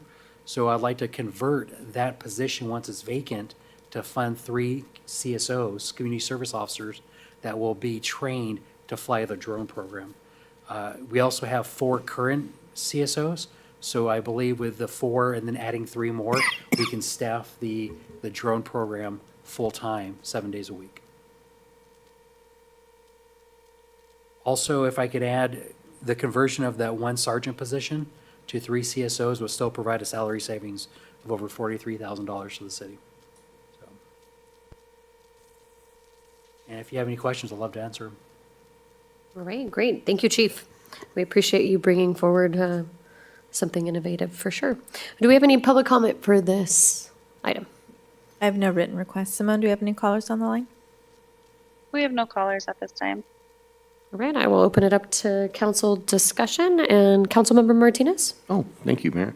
A couple of quick things. One, in the cost, are we purchasing the drones or leasing the drones? It's be a service agreement, so the drones will be part of that service. And I didn't mention it earlier, but I think it's important to bring up that because technology advances so quickly, we added to the contract that mid-year, about year, 18 months, maybe a little bit more, we'll get a free upgrade to the newest drone technology. But we're not purchasing it. It's just we pay for the service, and that service includes the drones. And then does that also include software and all that comes Yes, with it it? includes everything but the pilots. And I remember the demo was absolutely fabulous, so I appreciate that because we got to see really first, hand what it does. And the resolution was incredible. We took it over the high school and you can see, we can zoom in on the golf cart and see the license plate on it. It was that clear. The question is on I had asked them about the data that comes in off of that. That data we store here, and that's Beaumont's property, correct? It's not anyone else's property. It is kind of similar to all the other flock cameras we have through the city. We own that data. It's ours. We only share it with the agencies we choose to. Okay. And then just a couple more. I liked it because it increases that safety curtain for large events. We have that extra layer of visibility. It also, again, for the high school, I keep preaching on that, but the size of the campus is just, is astronomical. And if anything does go down where you have such a large crowd, having the officers, knowing what they're going into and where the crowds are dispersing and gathering is very, very advantageous. We had talked about the district maybe painting those buildings with numbers. We'll talk about that. Yes, absolutely. Yeah. Just for everyone else's knowledge, what we were talking about is when we flew over the schools, all the buildings look the same from the sky. So if we paint what building letters, each building has an A, B, or C, now we can identify and direct officers to which specific building. It's easier for quicker response. And the last has to do with so since we're purchasing them for lease agreement, that include warranty? Because I had raised concern about Beaumont and whether we're going to be losing drones or not during, severe weather and stuff. And can you remind me what they said about the warranty? If one breaks or crashes or so forth, I think that you said that it depends, of course, if it was malfunction or something like that. But Any equipment malfunction is the responsibility of the flock company. Any damage caused by operator error or neglect will be the responsibility of us. And then we would just have an agreement to get another drone, and then we have to pay for the cost of the one we lost plus the new one or something like that? If we were the cause of the loss, yes, we'll have to purchase the replacement. If it was just due to mechanical failure or other reasons that were not the operator's fault, it'd be the responsibility of the provider. And does the maintenance lease agreement include the actual little thing that it parks into? Because I know there's a door that goes up and down and all this different. It's all included. It's all good. Okay, that's all I need. Thank you. Thank you, Mayor. All right, Councilmember Fenn? Mr. Martinez got my question about the data, so I appreciate that being asked and answered. So I'll just say thank you for the demo. That was very informative. I certainly see the benefit to our officers and to the public, and I appreciate the internal budget adjustments that you are making on that. So fantastic and full support of it. Thank you. Councilmember Lara? Thank you very much, Chief. If we do not take advantage of this contract this year, we'll lose how much? Right now, if we sign soon, they'll be waiving the first year of the AI technology, the Aero Dome part of the program, and that's $150,000 a year. So they're waiving that for year one. Perfect. And if we, delay. I'm sorry. And the delay to get it. Oh yeah. So the reason why we're pushing this now instead of waiting to add it to next year's budget is every other city right now is trying to get this technology, and how quickly we sign in July could get us the drone either by November of this year all the way through February or March of next year. But right now there's a lull because every city's waiting for July. If we sign now and we pay using the salary savings, we could potentially have our drone up and running by July. Excellent. Has there been any thought, because of the extra added layer of safety that it does provide for officers and obviously for fire department as well, of any insurance cost savings by chance? Or is it something that we can look into at some point, or is that not even? I wouldn't say it's a cost savings. We currently have drones and our insurance policy does cover our current drones. Obviously, this is a different footprint, but I don't think there's any savings involved in it. Okay. It's a liability that gets listed. All right. Sorry. And I do appreciate you reaching out to the school district to see about that program. It sounds like it's very interesting. Yeah, very excited about it. I think it's very out of the box thinking. Yeah. And it'd just be really great to get more involved with our partners. It sounds like the sky's the limit on that one. Thank you. If I may add one thing, just if you approve this tonight, you may get questions from the community about invasion of privacy concerns. The flock drones are programmed where when they're flying to a call, the cameras point upwards towards the horizon and only point down once they're on scene. So it's only looking at the call we're going to, just in case you get any of those questions down the road. Thank you, Chief. Thank you. Mayor Pro Tem? Yeah, just to clarify, the data is the city's, but it's still subject to public records requests, correct? Correct. Okay, thank you. Also, our data will be shared on our website. We want this to be completely transparent. So all the flight data, not necessarily all the videos that have to go through requests, but all the flight data, what the call was, where it went in general, we plan to post on our website just to show the community what we're doing, why we're doing it. We don't want to be secretive about this. Thank you. All right, thank you, Chief. And I too echo the sentiments of the creativity of the program and the safety. I see many different uses for this program. I was there for the bank robbery call, and of course, it was very neat to see as everybody was arriving that we were already there with eyes in the sky. So I appreciated it from that perspective. If no further questions, I will entertain a motion. Mayor, I'll make a motion to approve the 3-year agreement with Flock Safety for the implementation of a drone first responder DRF program for a total cost of $900,000 and approve the police department to incorporate the years 2 and 3 costs to each respective budget year. And I'll second. Can I get a roll call? Councilmember Laura? Yes. Councilmember Finn? Yes. Councilmember Martinez? Yes. Mayor Pro Tem White? Yes. Mayor Voigt? Yes. Congrats, Chief. Thank you very much. All right, and congrats to the city for improved safety. All right, notice of completion, item J10, for the sanitary sewer overflow project and Tuckwet Channel Stabilization Project. And Mayor, with your permission, I'd like to take item J11 in conjunction with this, as there's the same subject matter. Sure, absolutely. And item J11 is the final report number 23, termination of local state of emergency sewer mainline failure and emergency repairs in Fairway Canyon. Please proceed. Yeah, so these items involve the construction project out at the golf course. J10 is a notice of completion filing. It's an administrative item, so we can file for completion of the project with the county and the water board. And then J11 brings us to the closure of the state of emergency that we opened just over a year ago for those same repairs in that instance in the field. Construction is complete. I've been there. It actually looks beautiful, the rocks and everything. We've been complimented by some of the neighbors for protecting the existing sagebrush, et cetera.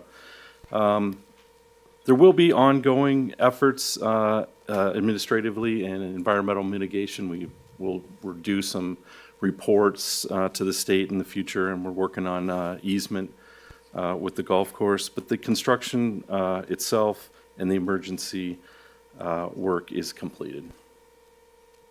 All right, thank you. And do we have any public comment on those two items? I have no written requests. Simone, do we have any callers on the line?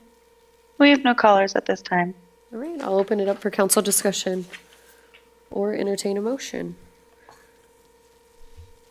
I do have actually one question, sorry. Yes. I was noticing on the summary of the project budget, I know we used emergency funding for this. My assumption is we begin to pay ourselves back for the emergency funding with the upcoming budgets? Or how does that kind of work with regards to that? Well, some of it will come out of the department contingency. Some of it was a mid-year budget adjustment that we previously took. And then when the end all balances out, at the end of the fiscal year, we'll see if we have available funds within the department to cover it. If not, we'll come for another item. Okay, very good. Thank you. I believe it's called your annual maintenance fund, correct, Lisa? Their maintenance fund is what we use to balance their budget.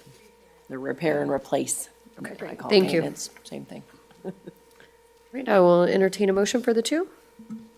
You could move the recommended action on both items as a motion. I'll move for the recommended action on both items.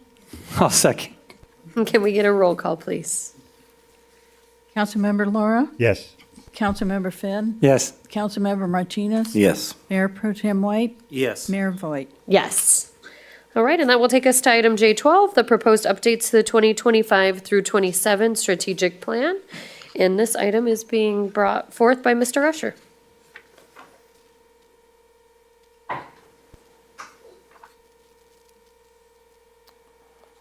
Good evening, Mayor and City Council. Tonight's item is a discussion on the proposed updates to the city's 2025-2027 strategic plan as we prepare for the upcoming fiscal year and continue to align projects with the current funding realities. As you know, the strategic plan is our primary tool for prioritizing initiatives, aligning resources, and tracking progress on city council goals. As projects evolve, the plan must reflect where they actually are, not just where we intend to be. There are a few key areas that staff is seeking direction on. The first is the Second Street widening project, which has been completed. Staff is recommending formally closing out that project on the strategic plan portal within our website to reflect the accuracy in our plan. The second is the Pennsylvania grade separation project, which I know there was a lot of reallocation of funds for that project. So staff is just seeking direction on how to best reflect those within the strategic plan. Third is the new police station, which is currently funded only for the design. So staff is seeking direction on possibly creating a goal that would be the construction of the funding of the construction of the police station. The fourth is the 30-acre site. So council recently approved moving forward with a master plan, moving forward with an RFP. So once those concepts are brought back to council for approval, staff would then like direction to add a strategic plan goal for the funding of those structures. And then before moving to close my presentation, I do want to highlight the opportunity for council to consider a strategic plan goal for animal services. As part of our ongoing strategic plan and CIP discussions, council may want to consider whether developing or funding an animal shelter should be incorporated in our strategic plan. While this is not currently in the strategic plan, incorporating it early into planning and discussion would allow staff to begin evaluating feasibility, cost, potential funding, and strategies in alignment with other city priorities. More broadly, staff is seeking direction on completed projects, projects without identified construction funding, and ongoing changes to the funding scope and project management over time. The goal is to ensure that the strategic plan remains practical, transparent, and a reliable tool as we move forward to our 26-27 budget cycle. That concludes my presentation, and staff's available for any questions. Great, thank you very much. And do we have any public comment on our strategic plan? I have no written requests. Simone, do we have any callers on the line? We have no callers at this time. All right, I will open it up for council discussion. Mayor Pro. Nope. All right, well, I will start us off for a quick second. Yes, I think we need to close off the Second Street one. I think we could start with that easy check-off item there. I like to start off with a quick check mark. As far as it goes with Penn, in my opinion, from a Penn grade SEP, we just need to make sure that that stays on the radar to completion. And that we're still identifying any funding that we need. I think animal service is an excellent addition. I know that we are moving forward with our animal services here at the Civic Center, but continuing to work towards long-term solutions, either regionally or for the city itself. I agree with the 30-acre site and continuing to seek police station funding for construction. One thing I did note in the proposed changes to your strategic plan, there are some past dates. So if we could just update those to be reflective of where we're at currently or new proposed changes. So for example, under the PD station on page 1081, it says December 2025. So just where we're at with regards to those and make sure that it's a full comprehensive update. And I think I saw a couple more in there. But for me, obviously keeping Stewart Park on the radar and ensuring that that is completed would be my number one priority for where we're at currently. But other than that, I think all of the changes and the recommended changes for me are good.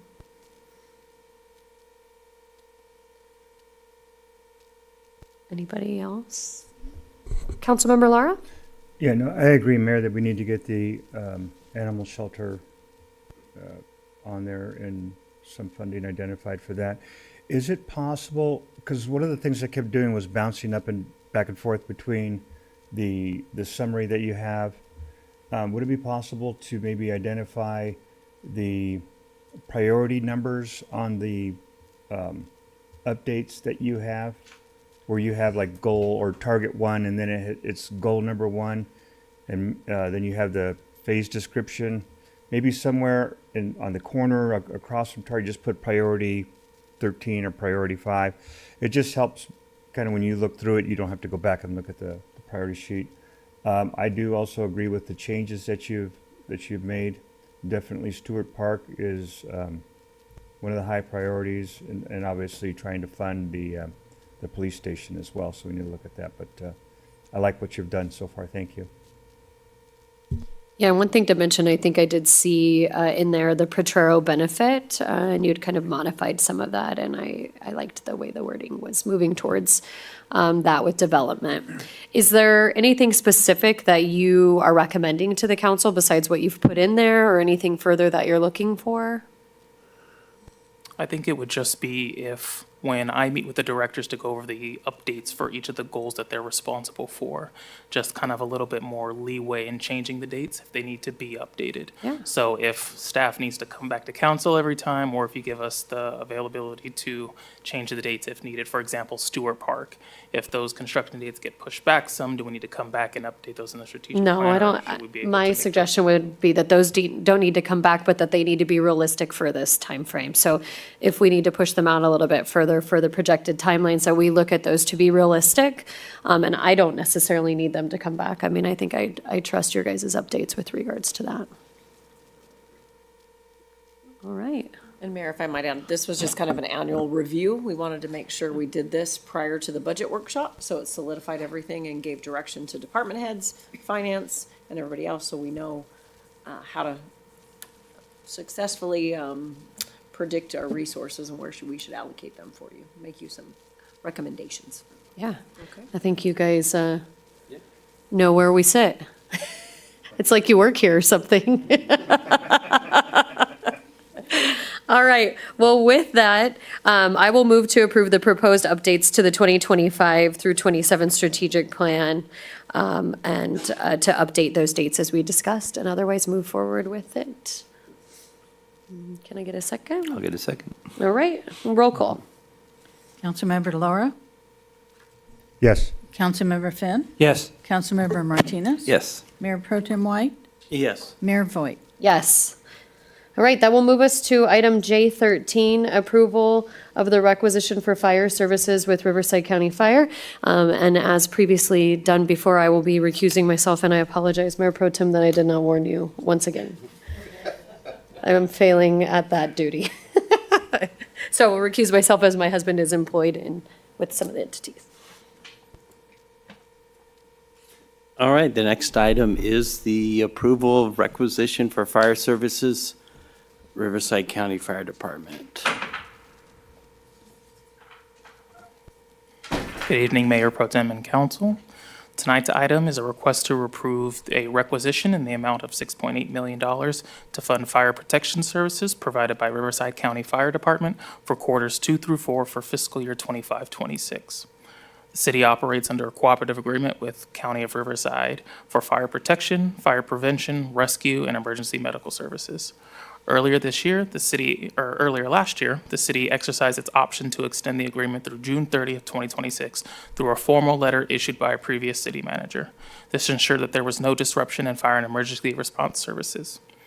Based on the county's cost estimate, the total annual cost for the fire services for this fiscal year was approximately $9.8 million. This includes staffing, operations, equipment, service delivery across Fire Station 66 and 106. The agreement requires quarterly payments based on actual cost. The $6.8 million being requested tonight represents the remaining funding needed for quarters 2 through 4 of the current fiscal year. It's important to note that the first quarter was already covered using a previously approved requisition that bridged the end of last fiscal year and the beginning of this one. From a fiscal standpoint, this funding was already included in the adopted budget, so there is no additional impact to the general fund beyond what the council has already approved. This action ensures the city remains in compliance with the agreement and, more importantly, maintains uninterrupted fire and emergency services in our community. Based on those factors, staff is recommending the approval of this requisition and authorizing for the interim city manager or their designee to execute all necessary documents. That concludes my presentation, and I'm available for any questions if necessary. Thank you. Do we have any public comments? I have no written requests. Simone, do we have any callers on the line? We have no callers at this time. And do we have any comments from council?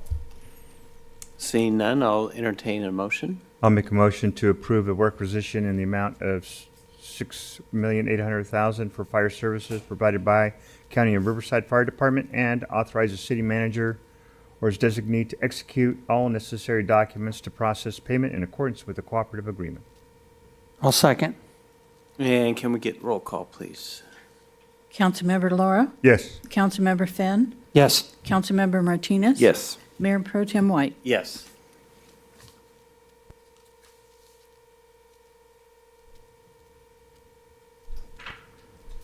So we'll move on to item J14, consent to sublease Verizon Wireless Vertical Bridge to T-Mobile at the Palmer Lift Station. And that's you as well, Mr. Usher? Hope you're not tired of me yet. This is my last item. Good evening, Mayor and City Council once more. Tonight's item is a request to approve the sublease at our existing communications facility located at the Palmer Lift Station. The city currently leases the site to Verizon Wireless, represented by Vertical Bridge, under an agreement originally executed in 2017.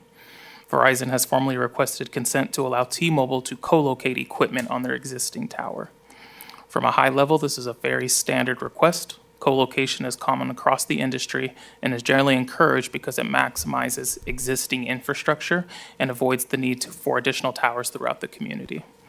Staff has reviewed the request and found that it is consistent with the terms of the lease. It does not include any operational land use or safety concerns, and it does not change ownership, control, or the city's role as landlord. From a fiscal standpoint, there is no direct fiscal impact. The city will continue to receive lease revenue from Verizon, and any financial arrangements between Verizon and T-Mobile will not affect the city. I do want to highlight a forward-looking opportunity for the council to consider. The current lease agreement is set to renew in November of 2027. As part of the upcoming renewal, council could direct staff to evaluate the proposed updated lease terms. This could include provisions that allow the city to receive a share of revenue from any subleasing activity on existing towers. This would not impact tonight's action, but it does provide an opportunity to strengthen the city's long-term revenue strategy across our communication assets. Based on those factors and the requirement to act reasonably under the lease, staff is recommending the approval of the sublease and authorize the mayor to execute the consent letter. That concludes my presentation. I'm available for any questions. And Great. Mayor and Council, I'm sorry. Yeah, no, go ahead. I just wanted to add, this item was originally going to be on consent. We had it on action because we wanted to make a point that the current agreement indicates we have to give reasonable approval. If there's a reason for not approving, not giving consent to the co-location, we would bring that up. In this case, based on that agreement, we do not have any reasonable identification of not approving this.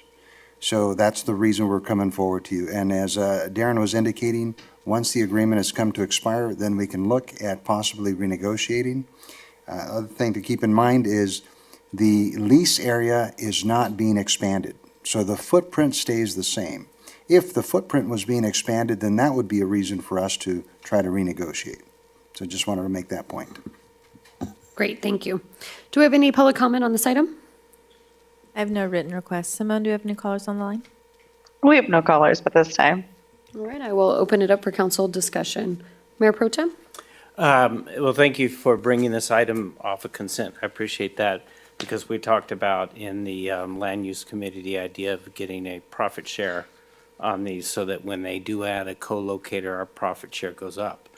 I thought when I read the contract, I thought there was 2 10-year renewable terms, and I couldn't find anything in the contract that said, I was looking for the ability to renegotiate then, but it almost looks like we don't really have a choice. I don't know if you've had a chance to look at that, but it looked to me like it was one of those deals where we agreed to 3 10-year terms, and the second 2 would be, it looked like only the tenant could back out, not the landlord. So, I don't know if you know what I'm talking about, or maybe I'm all wet. No, you are correct, sir. So we have been working with Phaedra in regards to the review of both of the lease agreements for both the Palmer Lift Station and the Chatney Center. And both of them, that is correct, that we have the inability to back out of those until the very last renewal. However, speaking with the project manager with Vertical Bridge, he is well aware and happy to entertain lease negotiations to establish a strong working relationship with the city. So they are open to a proposal. So if council directs staff to move forward with proposed amendments to both leases, it's something that they are open to looking at. Okay, thank you. I appreciate that. Any other council comments? All right, I will entertain a motion. Mayor, I'll move that we approve the Verizon's wireless request represented by Vertical Bridge to sublease space at the Palmer Lift Station Communications Facility to T-Mobile West LLC and authorize the mayor to execute the consent to sublease letter. I'll second that. Can I get a roll call, please? Councilmember Laura? Yes. Councilmember Finn? Yes. Councilmember Martinez? Yes. Mayor Pro Tem White? Yes. Mayor Voigt? Yes. All right, that takes us to the end of the action items, and we will move to legislative updates. We have none, Mayor. Okay, economic development. No economic development update today. No planning, No planning update? and nothing from the city treasurer No. and city clerk. All right, city attorney, and for the city manager. Just to note, we've received notice from one of our council members that they will not be able to attend the May 19th council meeting. Initially, we had thought about canceling that meeting because of the ICSC conference, but council indicated since only 2 members were going, they were going to keep that open. And now with a 3rd member not being able to attend, we will not have a quorum. So just wanted to confirm with you and let everybody know that we will not be able to have this meeting because of that. Okay, very good. Do we have any objections then to posting a notice to cancel the meeting? Seeing none. All right, we will be canceling the May 19th then meeting, and we will send out notice for that cancellation due to lack of quorum. All right, so future agenda items, we have the donation policy set for May, and then emergency operation processes will follow in June. That will now take, any other future agenda items? Oh, yes, I'm sorry. Yeah, Mayor, Yes. I have one. So I'd like to bring back an item to look into developing an ordinance in preventing electric bikes and scooters that are non-ADA compliant from riding inside of our parks. Had a 4 and 5-year-old soccer team out in Wildflower. There were motorcycles, electric bikes on the playgrounds and the grass areas, and there are young kids out there. So just at least, I know the motorcycles and things like that will be looked at by our officers, but the electric bikes and scooters, those things were flying through there. So if we could protect kids that are using the park from these electric bikes and scooters, I'd like to be able to do that, or at least look into maybe an ordinance that does that. Okay, excellent. And as we heard from our public comment earlier today, I think that falls right in alignment. Right, any others? You good, Councilmember Martinez? Yes, I am. Okay, we will move on to our council reports. And why don't we start with Mayor Pro Tem White? So I attended the chamber installation dinner where the where our mayor did a fantastic job of swearing in the chamber in pretty quick fashion. Thanks. Very nice, quick meeting. There were some false comments made by the MC about who the prettiest mayor was, but we'll leave it at that. That's all I I'm have so to sorry report. I took your, I'm sorry I took your title.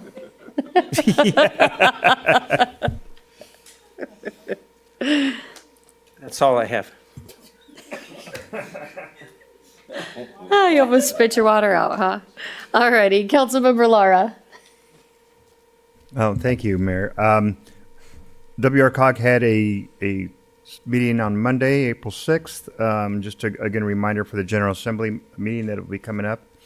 Also, I'd like to thank the EB squad at the Parks and Rec. They did a fantastic job this year.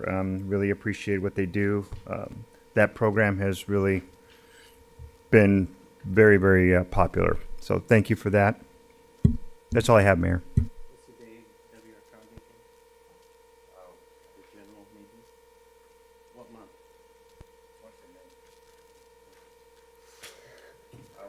All right, we will send it on down to Councilmember Fenn. Yes, thanks, Mayor. I attended our Transportation Now meeting on April 2nd, and I also attended the Riverside Transit Agency's meeting on the 26th of March, and they talked about their new rebranding of their code of conduct, referring to it, calling it Kindness Counts. And in their presentation, they talked about 5 Ps. One is people, be kind. Next one, property, work to have a clean bus. Process, be ready when the bus shows up. Prohibited, please follow the rules. And penalty, if you don't follow the rules, that will prevent you from riding the bus in the future. So that's my report for the night. Right, thank you. And Councilmember Martinez. Thank you, Mayor. So I too attended the Beaumont Chamber recognition dinner, and thank you, Mayor, for doing a great job. And it actually went well. Everything together went quickly, but concise, and I had a good time. It was a good turnout, so congratulations to the Chamber on that. I attended RCA yesterday. We talked about TUMF, and we had our annual report for the MSHCP, and I'll be talking to the city manager probably in another month or so. There's a part of the plan where there's a certain amount of acres that each city is supposed to try to get to as a goal for conservation. And we're about at the 50% of that, which wasn't too bad looking at all the other agencies. Unfortunately, we're at the top as far as how many acres we're supposed to have reserved for our goal, because we're so large and we have such a large wilderness around us. But anyway, that's something to talk about. And they were also discussing how RCA and the agency should be getting more collaboration when cities are doing their general plans, so that we make sure that the incorporation of the MSHCP is taken into account when we look at those general pads. And gladly we are, and we've done a great job with that, so I was pretty proud that we do that. But there are some agencies that are a little rogue out there, so they emphasized that that was kind of where that was going. Headed towards. And then lastly, I attended Cal City's Environmental Quality Committee, and we had a presentation from the California Global Biodiversity Alliance, and quite a few bills that we analyzed. We took positions on 5 of them. AB 1642, we took a support position. SB 1417, we took a watch position. AB 2013, we took a watch, and AB 1138, we took a support, and AB 2266, we took a watch. Again, all the committee does is recommend to Cal Cities our positions, and Cal Cities E-Board gets their final say of how what Cal Cities is going to do on the bill. And again, a lot of discussion about bills in general out there. And that's my report. Thank you. All right, excellent. And for my report, I went to a Cal Cities meeting for the Revenue and Taxation Committee. This time we heard about a ballot initiative that will be coming forward called the Act to Save Prop 13. The goal of this change is a constitutional amendment that states that any special taxes be adopted by a citizens' initiative to pass with 2/3 majority. So this would be any special tax that a city would want to put forth would need to be through a 2/3 majority versus what is currently 50 plus 1, so 51% majority. Specifically on this act to save Prop 13, it removes the ability of charter cities that currently have the opportunity to enact transfer taxes for property transfer taxes. So there are 26 charter cities within the state. This would remove their ability to have these special taxes. So this had some significant impacts for some cities.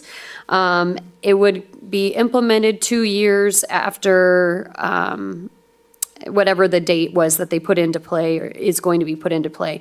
And then it requires parcel taxes to also have the 2/3 majority. So this had a significant impact on cities.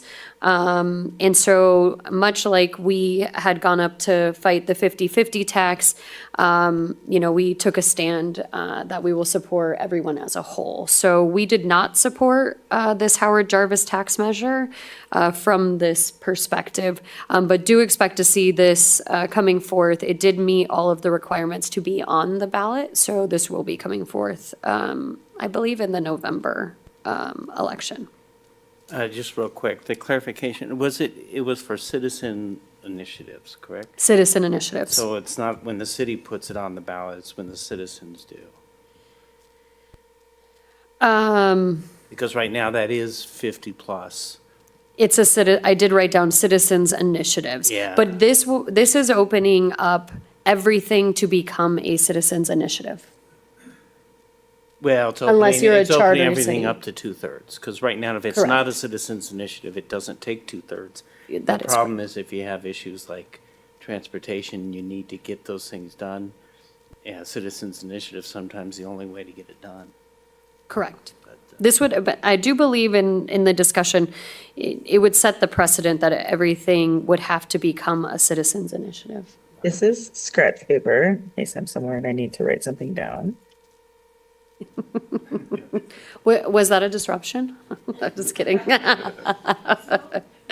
All right, and then in regards to some of the bills that are coming forth, SB 922 was sponsored.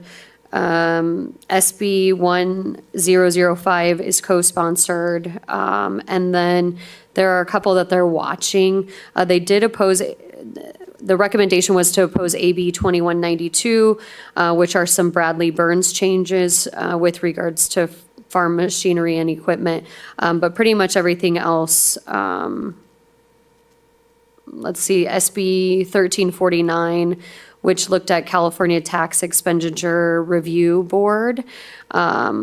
This would implement an advisory board. So this one was supported as well. There were quite a bit. And we talked a little bit about the High-Speed Rail Authority, which there are some new changes coming through with regards to that. All right. With that, we will adjourn to closed session at 8:07.